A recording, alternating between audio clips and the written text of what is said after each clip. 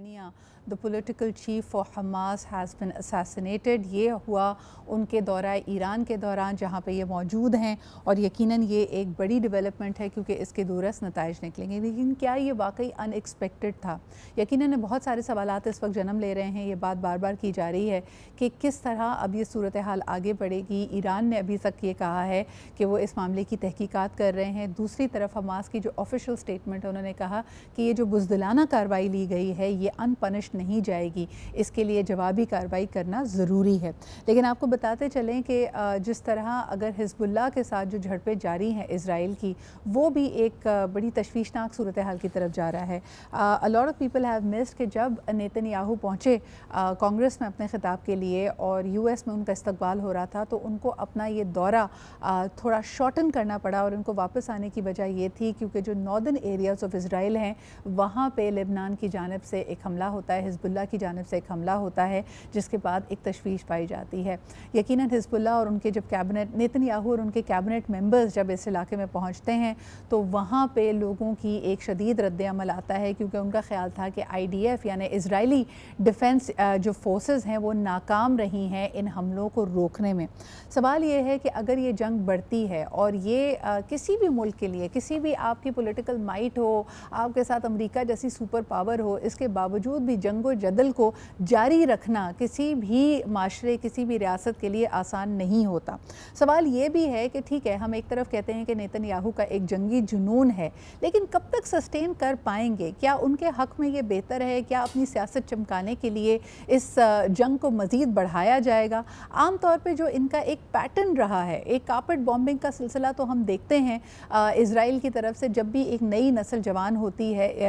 اس فلسطین میں اور اپنا روب، اپنا دبدبہ، اپنا ایک اثر و رسوخ دکھانے کے لیے وہ کافی شہادتیں کرتے ہیں، معصوم لوگوں کا خون بہاتے ہیں، اور ان کو لگتا ہے کہ پھر اگلے 10 سال 5 سال وہ سیکیور کر لیتے ہیں. اس وقت کیا صورتحال ہے؟ اگر یہ جنگ بڑھتی ہے اور مختلف اور ممالک اس کی لپیٹ میں آتے ہیں تو پھر دنیا کا کیا رد عمل ہوگا؟ ایمبیسڈر جمیل بھی ہمارے ساتھ موجود ہیں، سابق سفارتکار ہیں. ایمبیسڈر صاحب، آپ سے یہ جاننا چاہیں گے کہ شاید ہمیں بے بس اور ناکام تو نظر آتے ہیں، لیکن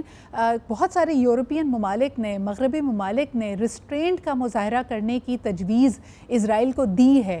کیا وجہ ہے کہ کوئی نہ کوئی ریزن ڈھونڈ کے اسرائیل ان کو سن کر بھی انسنا کر رہا ہے؟ جی، اسرائیل کو ریسٹرین کی تو بہت زیادہ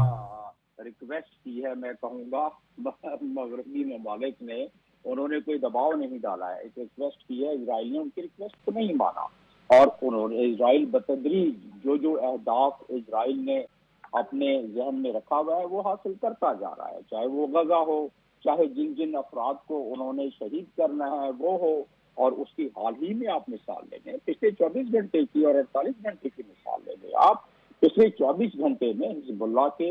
ملٹری چیف کو، فہد الشکری کو بیروت میں انہوں نے شہید کیا ہے، اور اس کے 36 گھنٹے سے کم میں انہوں نے اسماعیل ہانیہ جو کہ محرک تھے فلسطینین کاز کے اور اپنے فلسطین کی آزادی کے سب سے بڑے رہنما تھے یاسین شیخ صاحب کے بعد، تو وہ انہوں نے ایسے وقت میں شہید کیا جبکہ وہ ایک انڈیپینڈنٹ ایک خود مختار ملک میں سرکاری مہمان کے طور پر ان کے صدر کی تقریب میں آئے ہوئے تھے. تو اب 2-3 سوال ابھرتے ہیں، اور اس سے پہلے ایک اشارہ کر دوں کہ 24 گھنٹے پہلے یعنی کہ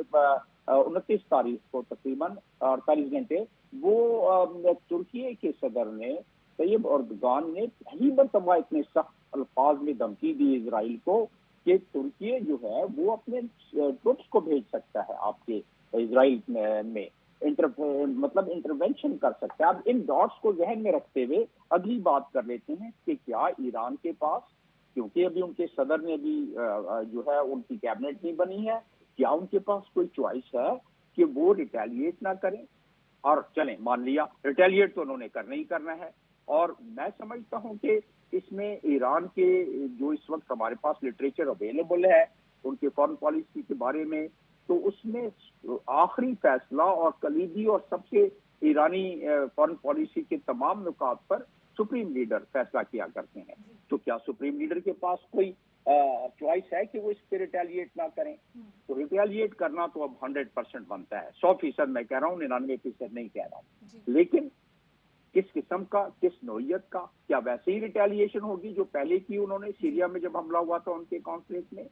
یعنی کیلکولیٹڈ, میجرڈ, نیگوشیٹڈ, امریکہ کی اور خطے کے دوسرے ممالک کے انوالومنٹ کے ساتھ. اچھا امبیسڈر صاحب, سوری ٹو انٹرجیکٹ یو, لیکن میں چاہوں گی کہ ہمارے ویورز کے لیے تھوڑا سا آپ اگر اس بات پہ بھی روشنی ڈالیں کہ یہ ایران کی ایکسس آف ریزسٹنس کا جو بار بار حوالہ دیا جاتا ہے کہ ایران کی اپنی ملٹری موجود ہے, پھر دوسری طرف حماس اور حزب اللہ کو بھی ان کے ساتھ ایک الائنڈ ہونے کا بار بار اشارہ دیا جاتا ہے, تو کیا یہ جو اسماعیل ہنیہ کی شہادت ہے یہ ایک اسٹرانگ پیغام ہے موساد کی طرف سے, اسرائیل کی طرف سے ٹورڈز اس ایکسس آف ریزسٹنس؟ کیونکہ دوسری طرف ہم دیکھتے ہیں کہ بیروت میں بھی حزب اللہ کی جو اعلیٰ قیادت ہے, جو اہم ان کے آفس بیررز ہیں, جو قائدین ہیں, وہ بھی نشانے پر ہیں, وہ بھی دہانے پر ہیں. تو کیا یہ ایک بڑا اسٹرانگ میسج دیا جا رہا ہے to the axis of resistance, اور ان کی طرف سے اب کیا رد عمل آئے گا؟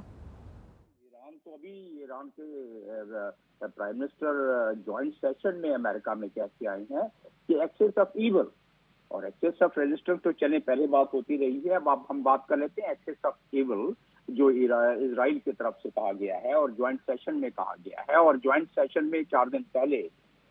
جو بات کی ہے اسرائیل کے نیتن یاہو نے, اس نے کہا ہے کہ جی ایران جو ہے نہ صرف ایران کا دشمن ہے, اسرائیل کا دشمن ہے ایران, بلکہ امریکہ کا بھی ہے, اور امریکہ کا سروائیول اسی میں ہے کہ وہ ایران کو نیوٹرلائز کرے ہمارے ساتھ مل کے. تو لہٰذا آپ اس کو ایک تقریر کر کے اس کو چلے ادھر چھوڑتے ہیں. دوسری بات یہ ہے کہ ایران, آپ نے بات کی کہ ایکسس آف ریزسٹنس, یہ بالکل درست ہے. اسی کی وجہ سے امریکہ بار بار روک رہا ہے اسرائیل کو کہ فل فلیج اس کو ایکسکلیٹ نہ کریں, اس آگ کو بڑھاوا نہ دیں, اس لیے کہ امریکہ کے بیسز ہیں, امریکہ کے انٹرسٹ ہے اس پورے خطے میں بہت زیادہ, تو اس کو روکنے کی کوشش ہے. اسرائیل نے پچھلے جب سے JCPOA کا سلسلہ شروع ہوا 12-15 برس پہلے, اس وقت سے اسرائیل مچل رہا ہے کہ کسی طرح ایران پر حملہ کر کے اس کے نیوٹرل ایسٹس کو کر دیا جائے, نیوٹرلائز اس کے نیوکلیئر ایسٹ کو, اور وہ اس وقت سے کوشش میں لگا ہوا ہے کہ امریکہ کسی طرح حامی بھر دے. امریکہ نے غزہ کی حد تک تو پوری سپورٹ کی ہے, ایران پہ فل فلنج حملے کے لیے پوری سپورٹ نہیں کر رہا ہے کیونکہ خطے میں آگ بھڑک جائے گی. اور ترکی کے صدر نے کہہ دیا ہے 2 دن پہلے, میں نے آپ کو بتایا کہ ہم اپنی فوجیں بھیج سکتے ہیں. اسی طریقے سے باٹم اپ پریشر اتنا بلٹ ہو جائے گا کہ وہاں کے رولرز جو ہیں خطے کے گلف کے, ان کی کرسیاں متزلزل ہو جائیں گی. تو لہٰذا امریکہ اب بھی پوری کوشش یہ کرے گا کہ ایران حملہ تو کرے گا وہ, لیکن وہ میجرڈ کر دے تو کوئی بات نہیں ہے, اسرائیل کو منا لیں گے اور یہ آگ نہ پھیلے. لیکن اب اس میں جہادی بھی بڑھیں گے, یہ آگ پھیلتی ہوئی بھی نظر آ رہی ہے. آپ نے جس ایکسس کی بات کی وہ